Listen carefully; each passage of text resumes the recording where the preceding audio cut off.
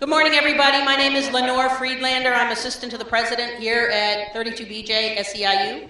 We are very glad to have everybody here with us this morning in what looks to be a really exciting day of really important conversations and panels and discussions about how we really build a global community of labor activists on climate and really move the global environmental justice movement forward through participation and through increased participation by labor unions and labor activists. So this looks to be really exciting. I should say, just for those of you who don't know who 32BJ is in SEIU, we are part of the Service Employees International Union, over 2 million members in the United States, Canada, and Puerto Rico in the service industries. And our sister, Local 1199 Healthcare Union is here today. 32BJ represents what we call property service workers, which is cleaners, office building cleaners, in commercial buildings and residential buildings, porters, door people, handy persons, superintendents, window cleaners, security officers, and other people who operate or maintain all types of properties. And we are in 12 states in the District of Columbia in the United States with 145,000 members. And one of the programs and projects that we have actually is a Green Supers program that helps, together with the real estate industry, for the staff in residential buildings to learn how to operate and maintain green buildings. And that's something we're really proud of. And that happens actually on the 4th and 6th floor in this building, where we have a training school for our members. So we're really excited to be here together, to listen, to discuss, to debate, to think about what we can learn from each other and how to continue to deepen our work on climate and the environment. Sean Sweeney's program has moved from Cornell to the Murphy Institute, and the Murphy Institute is a really important part of our public higher education system in New York. And to open up the program, we are very pleased to have Greg Mancios, who's the director of the Murphy Institute, here to share his perspective and his thoughts. So again, welcome. Hope everybody has a good day. Thank you. Good morning. The Murphy Institute for Work Education and Labor Studies is part of the City University of New York and is dedicated to providing educational opportunities and serving the needs of workers and the labor movement. And we also, as Lenore has said, the new home for the International Program on Labor, Climate, and the Environment. And we're very happy to have Dr. Sean Sweeney amongst us. He, as I think everybody in this room knows, he's a tireless advocate for the environment. And he's done great work. Round of applause.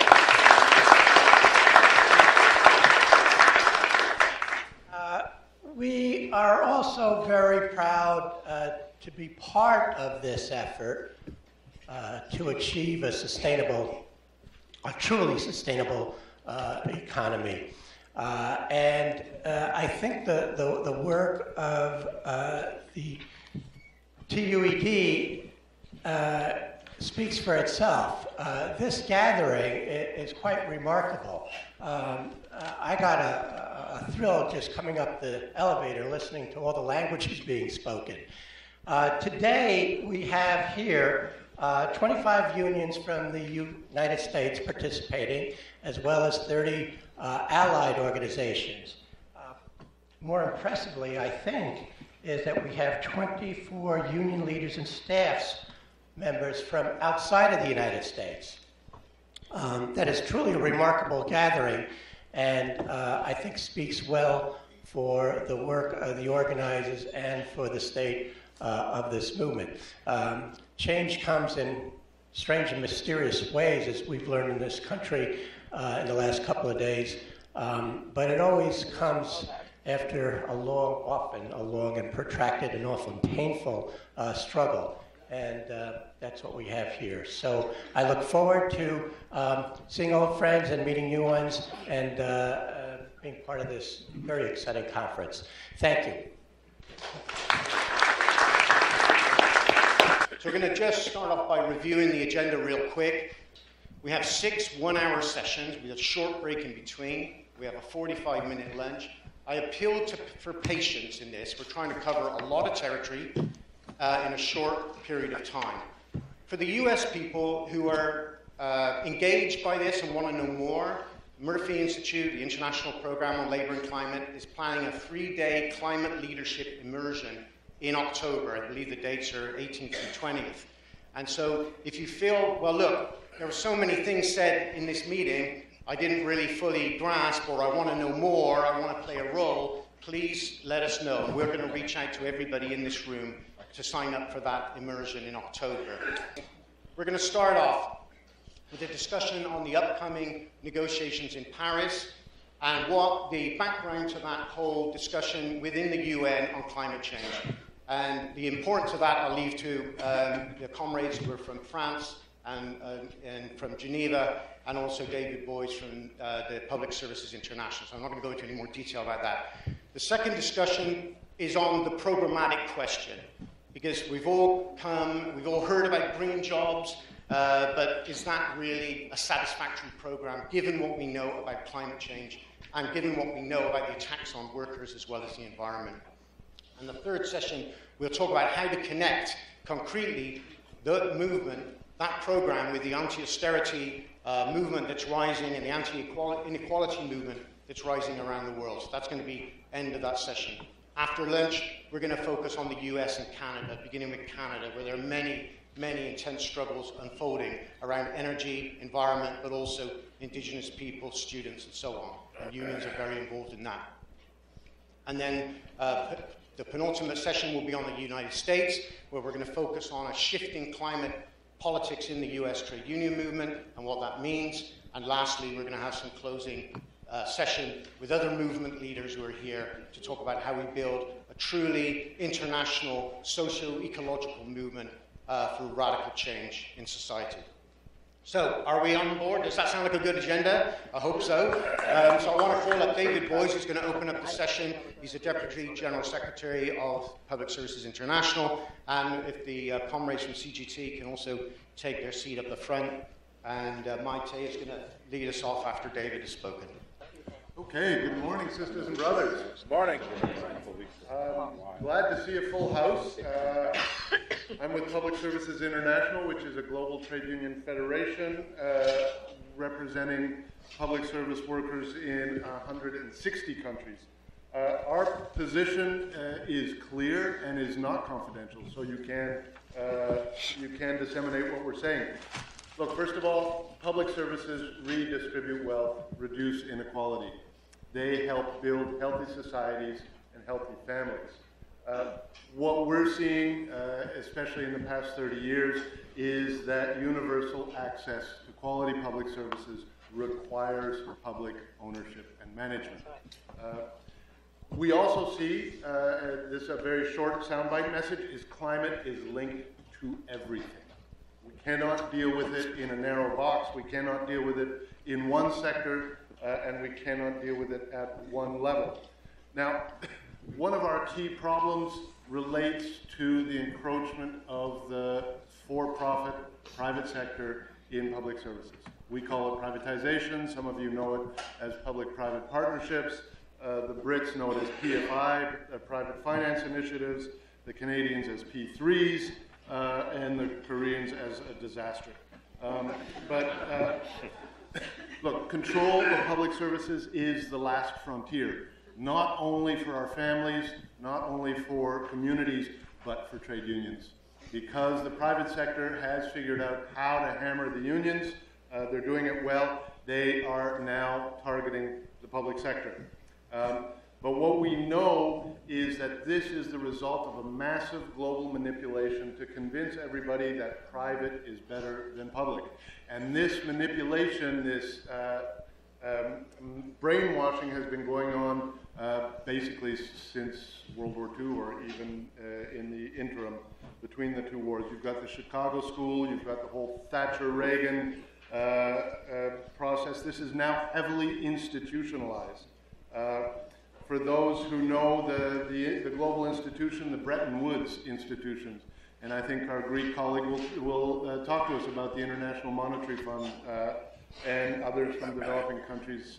El Peru is here about the World Bank and how they jam privatization and destroy the social fabric. Now, how many in this room, of especially the Americans, know who the OECD is? Has anybody heard of the OECD? Okay, we're looking at a minority, either that or you're not paying attention to me, or you haven't had enough coffee. The OECD is called the Organization for Economic Cooperation and Development. It's based in Paris. It has 2,500 staff, and their whole job is basically figuring out how to destroy public services. They won't admit that, but and they do it in a very sophisticated way. Now look, market actors pursue one goal. We know what that is: maximization of profits. And they're very innovative about it. What we see is one of the biggest things they hit is the cost of labor. So their innovations, post-privatization, massive layoffs. In the UK, in the energy industry, 50% layoffs. Outsourcing, contracting out, casualization. Very innovative ways of being more efficient. Cost of services, when they have a monopoly or an oligopoly, in other words, if they control your energy system or your water system or your health system, they manipulate everything. I think there was a recent study in the US about healthcare. Fernando, you can check with that they were totally overbilling, I mean, like 10 times or 100 times to Medicare, to the government, and out of the 50 that were overbilling, 49 of them were private operators. I mean, it's just what they do. And what we notice, which is really tricky, not only is there this whole academic, institutional, intellectual, but there is massive manipulation of the legislative, the executive, and the judiciary. And we also see massive manipulation of the regulatory systems. For those of you who work in energy, you've seen it directly. And this comes with the power that the private sector is accumulating. Look, for us, the failure of privatization, we've analyzed it for 20, 30 years on social issues. Whether it's universal access, quality, labor rights. But increasingly, PSI is turning to the analysis on the environmental issues. And we see the failure of the big utilities, and I must admit that's also the public ones, to anticipate and convert to low or zero carbon. For us, it's a huge disappointment. But I want to give you a little bit of a warning. Despite the 20 to 30 year failure of privatization or PPPs, they're back in favor. And this is in part because of austerity. So austerity is linked to climate. It's in part also the global takeover by the finance sector. But now you've got the G20. I assume a number of you have heard of that. The 20 biggest governments and in the OECD are proposing to financialize infrastructure. And what they want to do to financialize infrastructure is turning something that is real and that is solid into a financial product that can be sold on, that can create derivatives and a whole bunch of other ways for the financial sector to take out profits. They're doing that by advising countries to do multiple PPPs, bundling them together, and then selling on the various pieces of value. And who do they want to sell it to? Our pension funds. And for you in the United States, Canada, Australia, do we have Australia in the room, Sean? Yes. You know what that means. Our pension funds, which hold tons of money, are going to be buying into a privatization dynamic that is full of false promises. Look, in developing countries, the false promises are costing lives every day. What we see, our members were dealing with Ebola. The false promises made by the World Bank to the 3 countries involved included that in order to improve your economy, you have to cut wages and public services. So that meant when Ebola rolled in, we had no trained staff. For energy in developing country, our research tracks and shows that the private sector only invests in diesel generators or combined cycle gas. They don't pay for renewables. But just to finish off, the pushback is growing. And it's not just in climate. Most everybody has heard of the Global Tax Justice Campaign. This is about fairness. It's about helping to build our societies. Then we've got also the so-called trade agreements, which are not about free trade, but are protecting investors. And these, I think that everybody in this room has heard of one or the other of these global trade agreements, which will make public ownership and control basically impossible. Now, I'm very glad to be on a panel with three women leaders. In energy, we don't often see that. In healthcare, we often do. So it's my thrill to be able to hand over to Marie-Christine, who is going to talk to us about the history, why we are where we are. And then our colleagues from CGT will tell us where we're going next. Maite, welcome. Okay, well, I've been asked to do is to try to answer how the hell we got here. Why are we talking environment? How unions got involved in environmental issues. So the first one, what I would call from up down, it's about United Nations negotiations. The second one is the classic labor agenda through the health and safety issues, and through collective bargaining and putting some environmental questions inside the collective bargaining agreements, like, for example, the cycle of the product. And basically, it was related, let's say, to chemicals and the campaign against the use of asbestos. So many unions that were working on that were also dealing with climate issues. There were created units, not only on health and safety, but then some unions started creating environmental departments. For example, in CUT in Brazil, for a year they have been having a secretary on environment. And then I would say that the third road is one that is related to what David was saying right now, was the struggle against the neoliberal agenda, where we can say it's the free trade agenda, the free trade agreements that, and in the US, you were very involved in the NAFTA. And if you remember, NAFTA has two chapters, labor chapter, environmental chapter. So when all this negotiation appeared and unions were involved, there were also the questions of environment were there. And when the struggle against WTO, environmental issues were there. And it was wonderful to see, and I still remember that picture of the Teamsters and Turtles together. That was a long time ago, and I think that they are not that together anymore, by the way. We saw them together again last year, at some point. And the third one, and in that struggle, the struggle against privatization, the struggle of water privatization, of energy privatization, it's also talking about environment. But then let's move back to the UN agenda. And I will try to keep it short because the most important is not what happened, well, it's important how we got here, but the most important is how are we going to move forward. And the most important part is to hear you, not what we are going to say.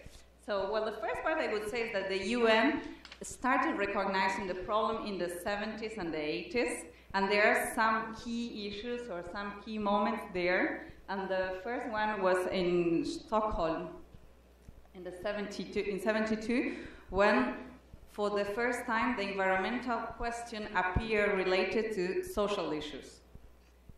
And then in 87, you've probably heard about this one, is the Rutland report, and it was the basis for the sustainable development concept.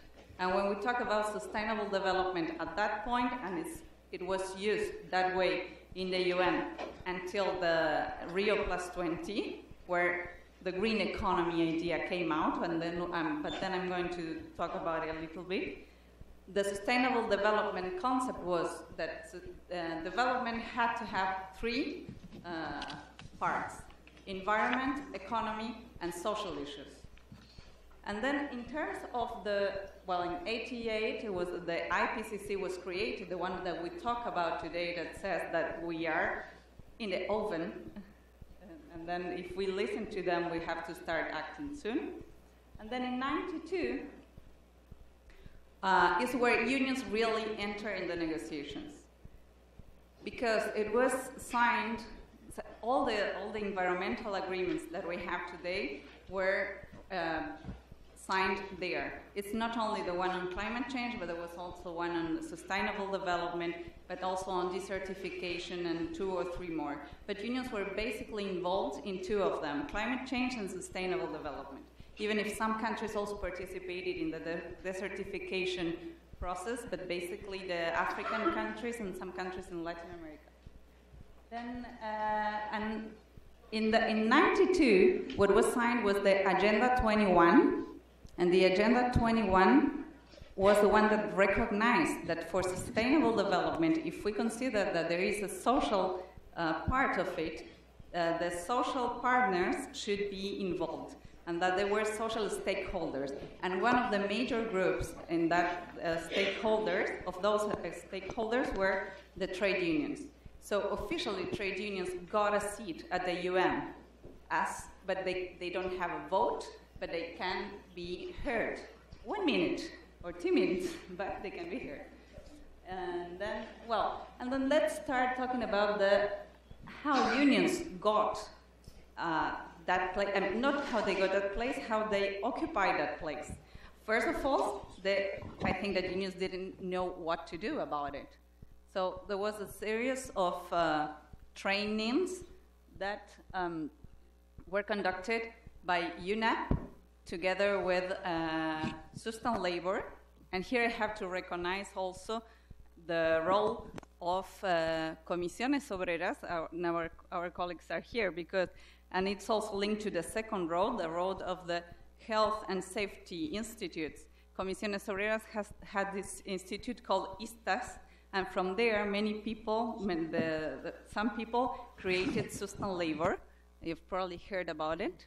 And they had a huge experience on environmental issues in terms of the trade unions and environment. And together with the UNEP, they did a lot of training sessions all around the world to arrive to that conference in 2006. There was a big one in Nairobi.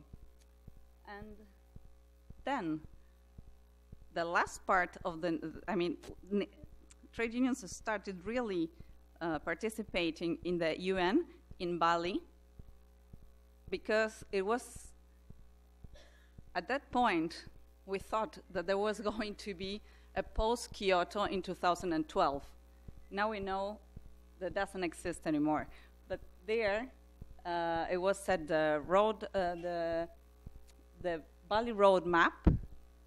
So there was some hope to have social issues in that agenda. You can go ahead.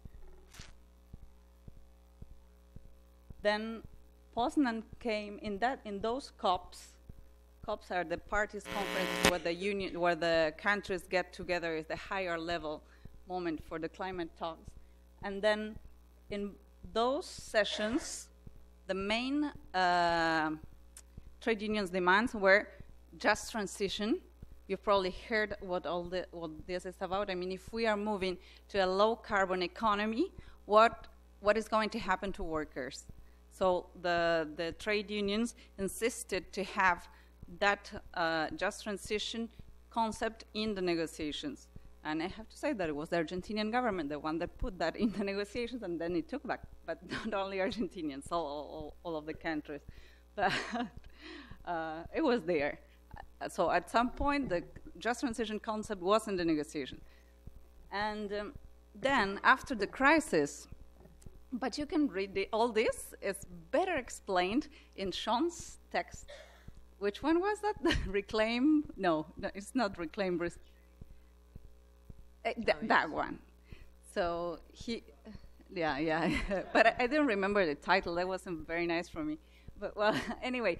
So after that, after the crisis, it was all this idea of the new Green Deal and a lot of hope around that investments could go through that green economy and to create green jobs in sectors that did not exist, like renewable energies, etc. But then we saw that the G20 at some point destroyed that agenda because the Green New Deal was just forgotten. Well, I know, I'm sorry, I forgot the last one. Copenhagen. Even if we had just transition, even if green jobs were in the agenda, in Copenhagen it was the beginning of the end, I would say, of the idea of having a binding agreement after Kyoto, for the post-Kyoto. And that was a great, enormous deception for social movements and trade unions, that there was a huge demonstration in Copenhagen, there was that Klima Forum, there was hope that something was going to happen, and what they ended up signing was the Copenhagen Consensus that says that countries could do reductions the way they wanted, that it was no longer binding, and that we were going to discuss the shared responsibilities because we are not that sure if there is a north and a south and all are responsible. So they were starting constructing the climate agreement, the original climate agreement. And then Cancun happened. Not many news in terms of the negotiations, and in terms of the people, it was really far from the people. It was in a hotel zone, so it was very difficult to follow the negotiations, and the actions that took place there were not really visible. Then in Durban, there was a huge mobilization again, and this time trade unions were really present, and there was that campaign that still is alive, 1 million climate jobs, and that wording is important. It was climate jobs, not green jobs, because it was also the idea of deconstructing that green agenda that was getting more and more market-oriented. And then Doha, still in terms of negotiations, the same path, and in terms of the outside actions, it was just impossible. It was in Doha. And Warsaw was a disaster. And Warsaw, I think, was the moment where this idea that there's a corporate capture of the UN was made clear, because corporations were financing the COP, and it was the dirty energy companies there. So how could governments negotiate freely when the money was coming from those companies? So there was what the movement called the walkout. So social movements decided to leave the COP and say, okay, this is a joke. We didn't came here for this. And what are you doing here? What are we doing here?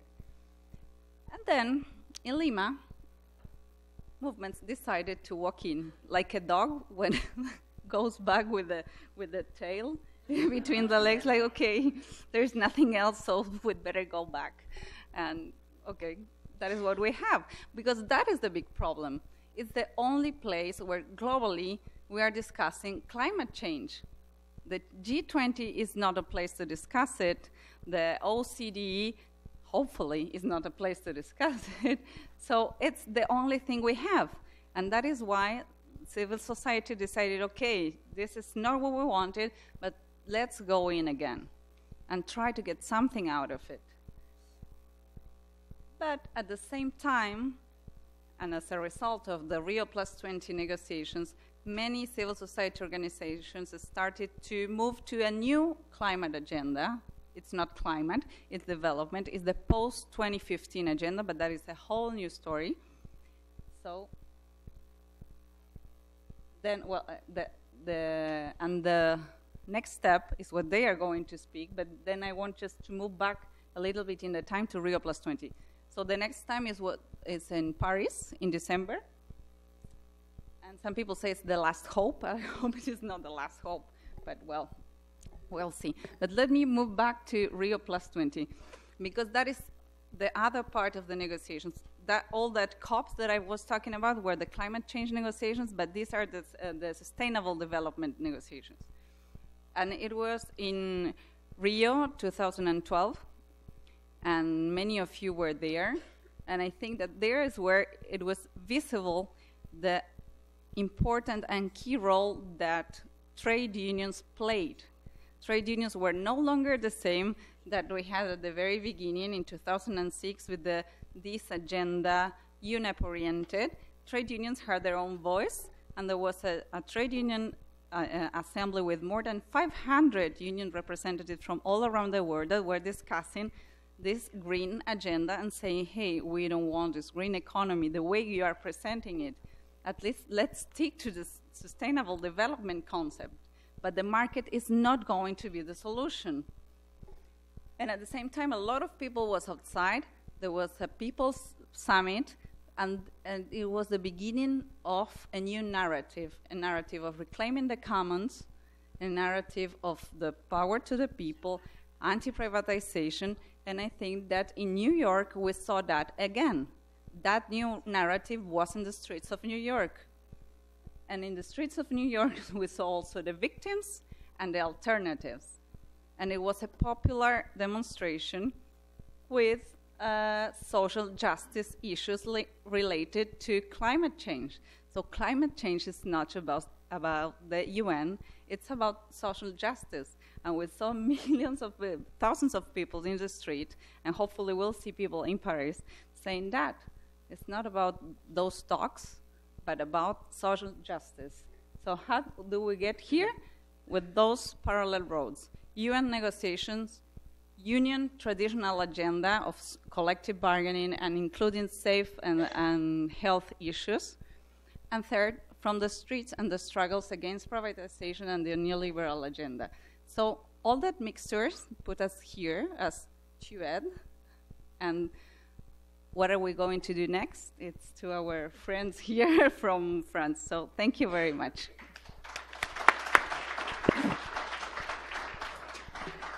Good morning, everyone. I will start off with one of the things Maite said about is COP21 the last chance we have for the climate.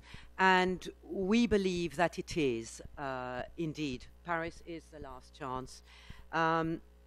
Because if an agreement is signed in 2015, i.e. this year, this December, it'll only start to be implemented by 2020, giving the states, national states, 5 years to actually translate it into their national law, national legislation.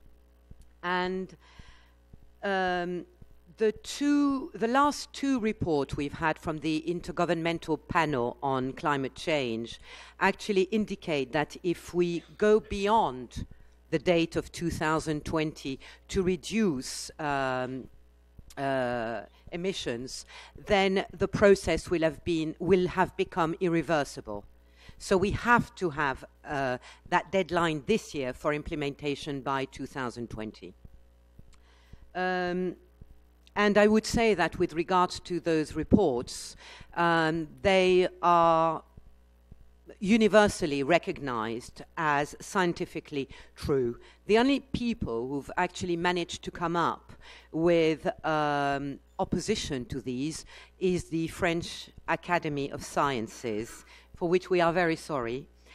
But, I mean, they are totally in the wrong. IPCC reports are genuine and are definitely telling us the truth. Now, that's on the institutional side. As far as our union is concerned, as far as the CGT is concerned, I mean, obviously the process of the COPs, of the Conference of the Parties, is not the be-all and end-all of climate change and of the actions we might take within climate change. But at the same time, we have to be part of the process to try and push at least for some recognition of workers' rights. We don't want greenwashing for workers. We want a proper future. Workers are not responsible for deterioration of the situation as it stands, and they have to be at the forefront so they can, obviously, they don't lose their jobs in the process of greenwashing, but that there is a really thought-through process. Because what we fear is that because of business pressure, company pressure, we're going to end up with a very low-level agreement. But even then, even if that is the case, as unions, that is when we will have also a lot of work to do, not to be just in reaction to a situation, but to actually be putting forward possible solutions, because otherwise they will be imposed upon us by the various legislation that will be taken by our respective governments. I mean, in the United States, your government is not particularly proactive on climate issues. Okay, so that was the understatement of the year. But, I mean, ours, in a sense, are not as well. I mean, they're very much into greenwashing more than anything else.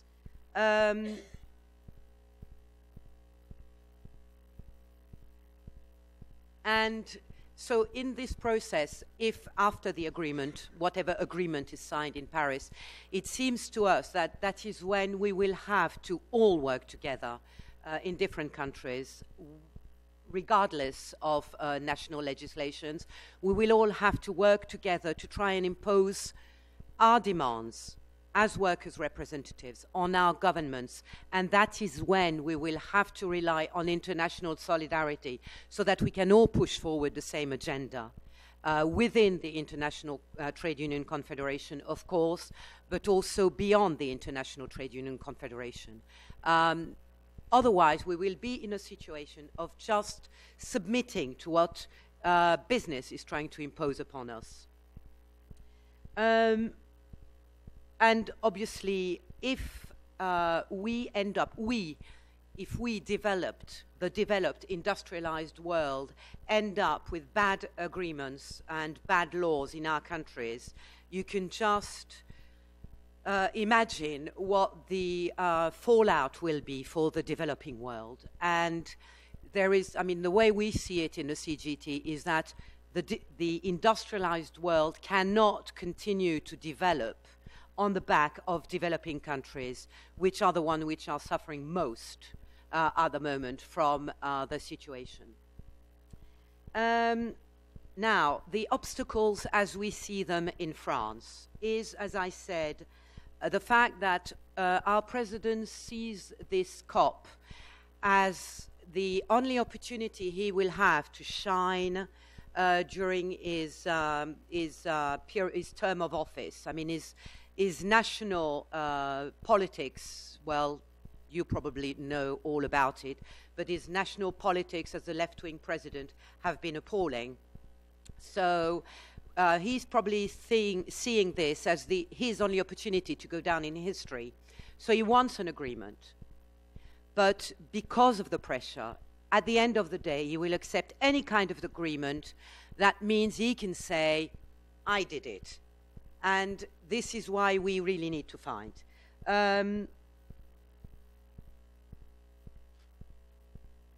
Also, another obstacle, as we see it, to the signature of a binding agreement is the austerity measures in Europe, and also, I mean, obviously elsewhere.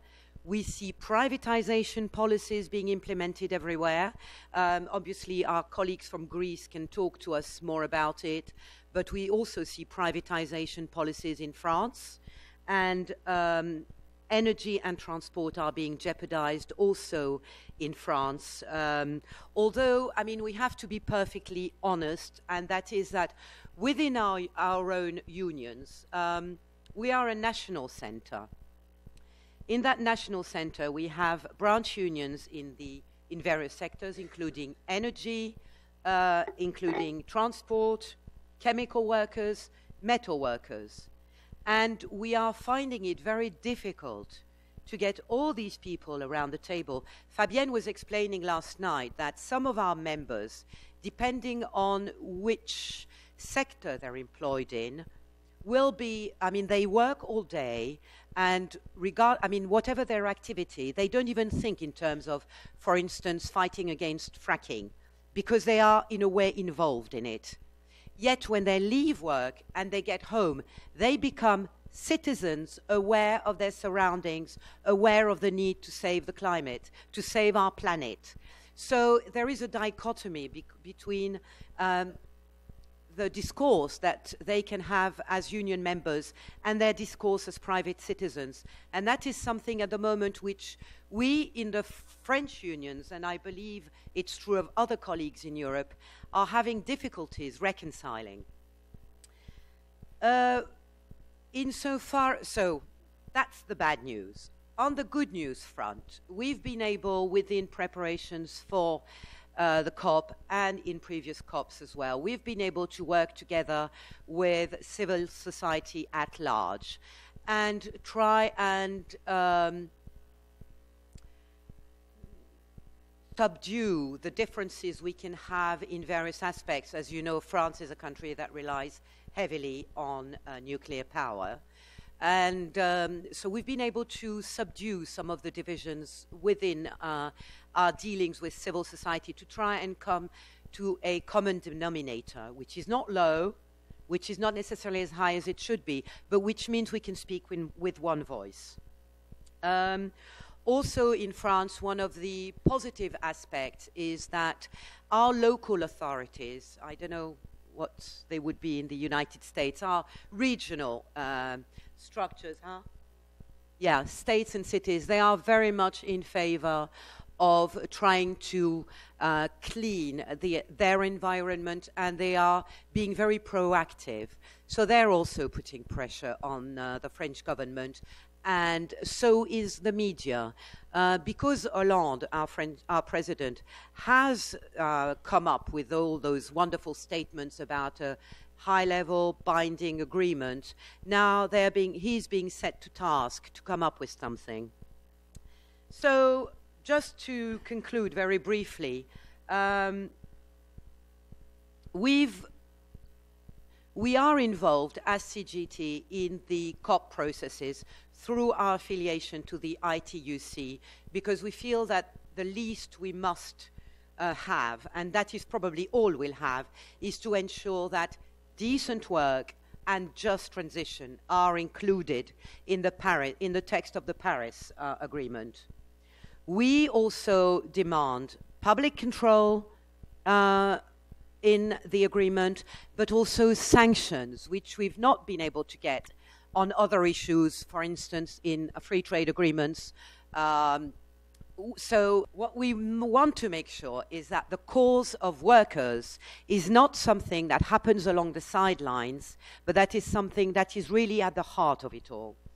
And just to conclude by sort of like closing the circle, we really feel that solidarity, international solidarity, and joint work internationally is possibly going to be the only way for us to actually get somewhere where we're not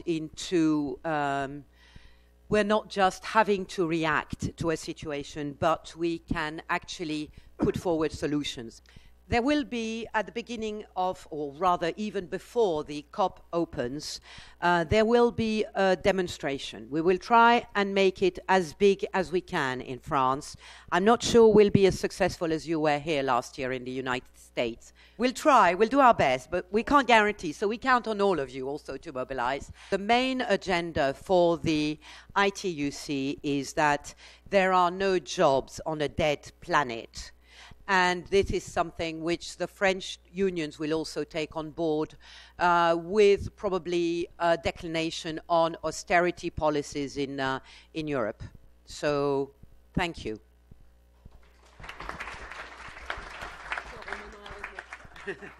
In developing countries, our unions are also divided on climate policies and priorities, because they would say, and they do say, if there is public money, spend it on alleviating poverty first. So again, we've got a lot of movement and awareness raising to do, whether it's in our own confederations where we've got different sectors with different positions, or north-south, east-west. We've got a lot of work to do. Can I see if there's any volunteers for comments or questions? Please. Okay, for those of you over there who didn't hear it, why are you calling it a last chance? Don't be pessimistic. Can you please rephrase it? We always have another chance to keep working. That was one question. Let me see another one. Okay, we've got one over there. If you're going without the microphone, then you've got to project.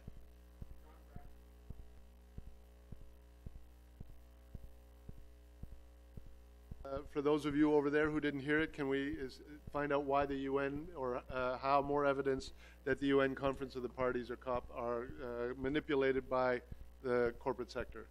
The strategy for Paris, is it inside, outside? I wasn't exactly clear on how that would be viewed, or how you see, what needs to be done there. What is the last chance for us? Our governments, for them, this is the last chance to have a real great agreement in Paris. It was the last chance in Copenhagen, in Durban, but now, scientifically, this is the last chance to conclude an agreement, a high-level agreement, yeah? So for us, for the unions, it's not the last chance. We have whole discussion, national discussions, to have next year agreement. And I'm sure that the agreement will be a bad one because of that Marie-Christine explained to you before. But our chance is to have discussion, local and national discussions. That is a most important rule for the unions. That's our power for to conclude something from high level to a just transition. Not to lose employment, but social justice, social transition, education, and so on. You know what I mean? Yeah? I don't hear anything. Please, a microphone.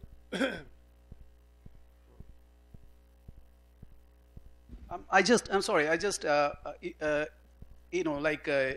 it in perhaps in a not so modest and sophisticated way, and I'm sorry about that. The thing is that the coinage really troubles me, because last year when we put together this huge People's Climate March, nobody believed that there could be such a huge climate march in New York City, and we had 400,000 plus people.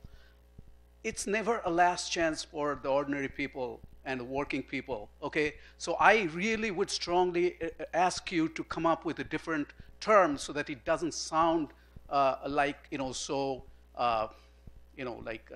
doomsday or something. Apocalyptic, yeah, but could it be the last chance for the planet? That's the question. It's not for people, but the science is saying if you don't get your act together now, governments, you're not going to meet the 2 degrees. You're going to go to 3 degrees and 4 degrees and 5 degrees. And then what's going to happen to Bangladesh? What's going to happen to Sri Lanka? For the COP with corporations, in Warsaw, all was financed by the multinational corporations, especially polluted one.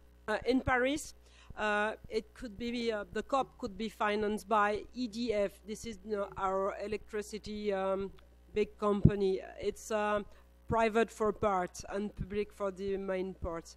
But in Warsaw, it was oil company, fracking company, coal company, and in the same time of the COP, the government searched a solution for the climate change. It was meeting with the most important coal companies of the world just near the COP, and it was really amazing situation because the government discussed about climate change with a lot of pressure with the financing interests. So it's a real problem, you know.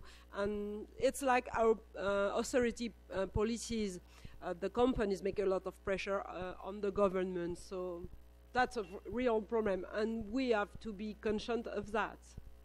So, and finally, the question is inside, outside in Paris.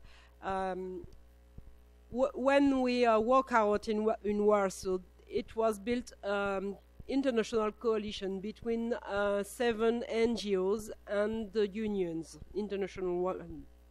And in France, in January, we decided that we have to build the same coalition for the COP in Paris this year.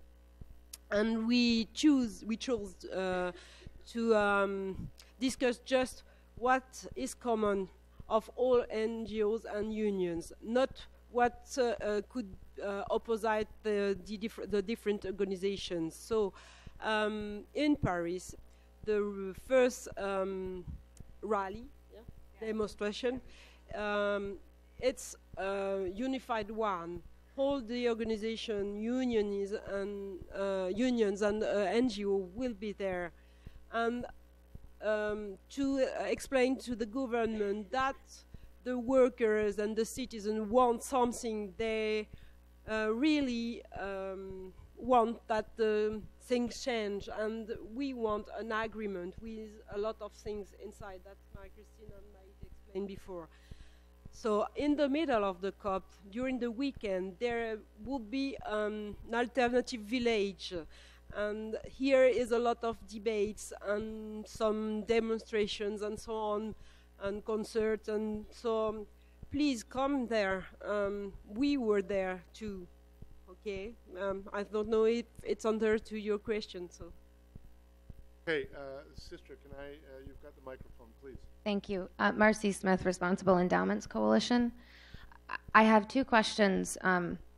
Firstly, I'm wondering if you all have any insight as to whether the agreement that is going to be sought out of Paris is going to be something that will need to be ratified by U.S. Congress, or if it's going to be something that can be, implemented via just executive action. And then, because I see U.S. Congress as being a significant obstacle as well.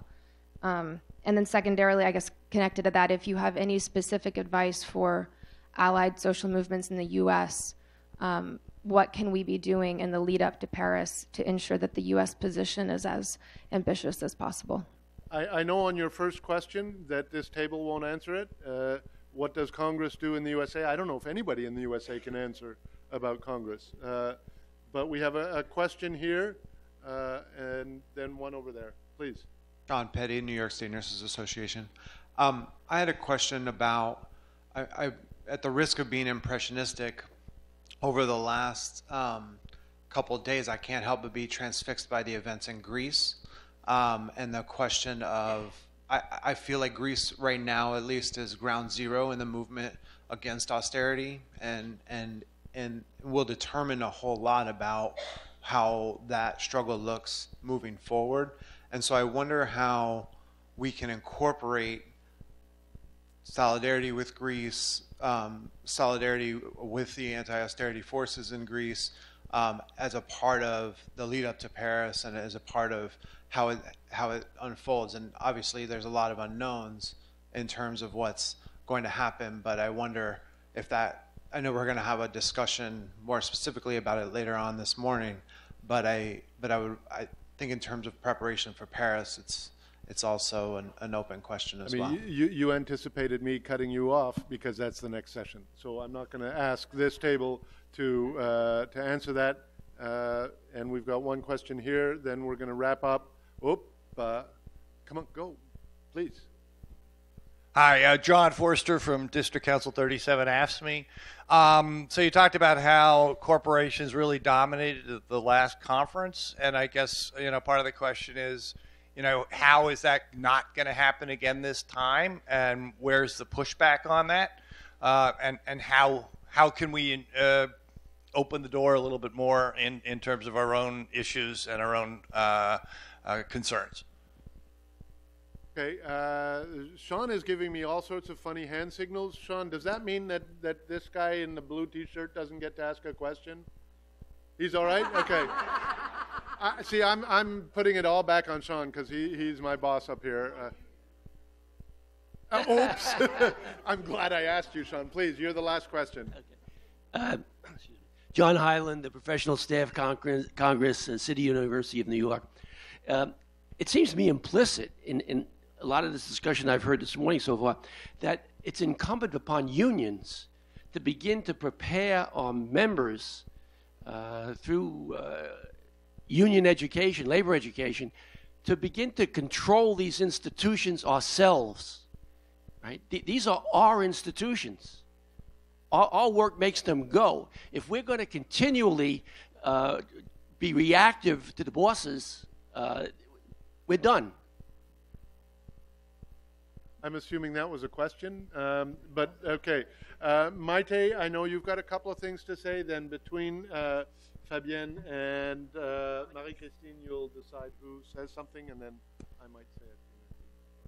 Okay, yeah, so I would like to try to answer some of the questions. In terms of, I will go back to why is it the last chance? In terms of the negotiations, they say themselves it's the last chance because it's the period of the Kyoto Protocol. It was supposed to be a new Kyoto Protocol in 2012. It didn't happen, so they did an extension, an amendment agreement until 2015. So if we didn't have an agreement right now, we don't know how negotiations are going to be like. So in that sense, it's also the last chance.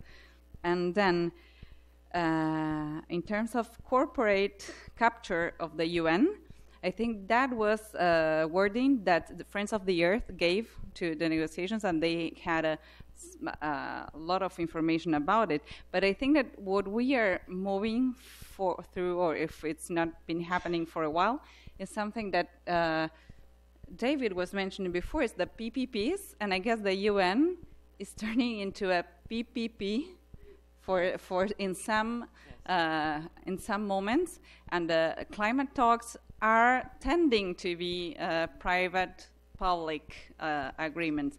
So I think that we need to be there or unions need to be there to make sure that it's not PPP, but it's public with social partners, but not with corporations setting the agenda.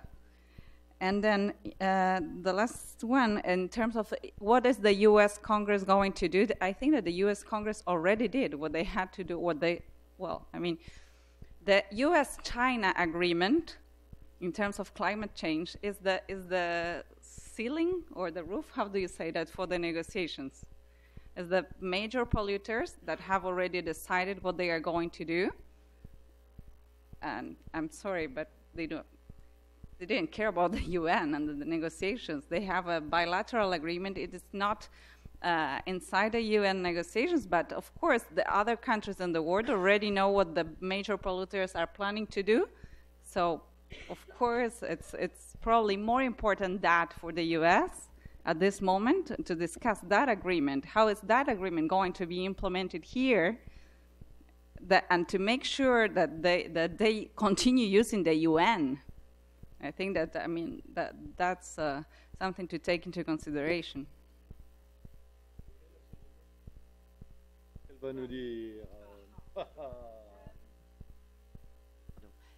I'm going to come back to what the gentleman said about the need to be proactive. I think that is what we would insist upon. Our organization, our union has always been, we will be 120, we are 120 years old this year. And we've always very much relied on international solidarity and international work as a strength for our movement. So we feel that everyone's got a role to play. And yes, indeed, trade union education and is important because within our own unions in Europe, we feel that workers are not necessarily, or at least in France, sorry, I can't speak for my colleagues elsewhere, but at least in France, we feel that our members are not necessarily aware enough of what is at stake. And what we do not want is to leave a boulevard open for corporate interests, because they've reacted far quicker than us to the possibilities. Even a PPP possibility within the UN process. They are very much, I mean, they've got dollars in their eyes already with regards to climate change. And we have to have workers in our eyes when we look at it as well, because we can do things, but we'll have to do them all together. Not necessarily all at the same level. I mean, it depends. I mean, we do what we can, basically, but we have to build awareness of that. We are convinced. And to finish, the other day, I mean, I'm very active on Facebook.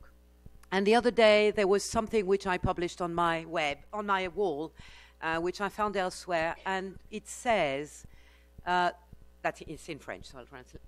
Those who think it is impossible are kindly requested to leave those of us who want to try and do it. And I think that's very much what we need to do as unions. Thank you.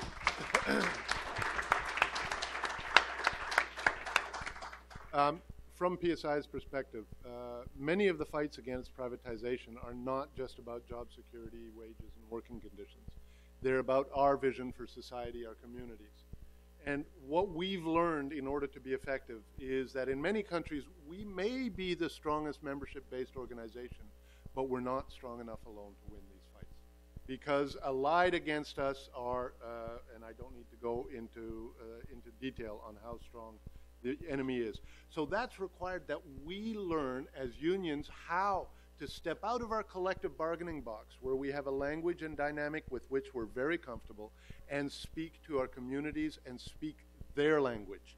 And that is really, really important for unions to learn how to not only adopt a vision of what we want for our society, but how to build alliances, maintain them, because our agenda is a broad policy agenda. It's not a narrow wages and working conditions.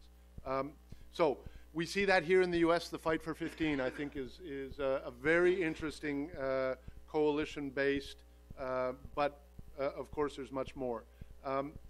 Advice for social movements and corporate lobby: get the research done. Find out who is doing what to whom. Link up with those groups, whether they're in the Murphy Institute or elsewhere, who specialize in shining light on the corporate lobby. That's our first step to understanding what's going on. Look, I've got another 10 minutes of conclusions, but Sean has made all these signs to me. I think he used to be a football coach. And so we're done here. Thanks very much for your attention. Thank you.